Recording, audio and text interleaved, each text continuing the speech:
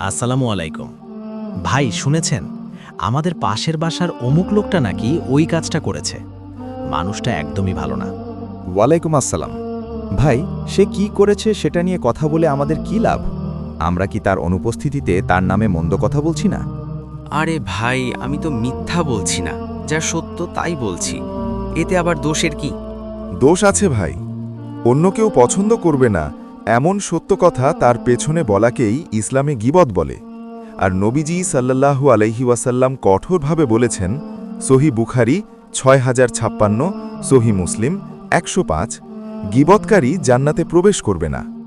সুবহানাল্লাহ, এত ভয়াবহ কথা! আমি তো ভাবতাম এটা কেবল আড্ডা দেওয়ার অংশ। একদমই না। আল্লাহ পবিত্র কোরআনে গীবত করাকে মৃত ভাইয়ের মাংস খাওয়ার সাথে তুলনা করেছেন। তাই অন্যের ত্রুটি না খুঁজে নিজের ভুল ঠিক করাই আমাদের কাজ।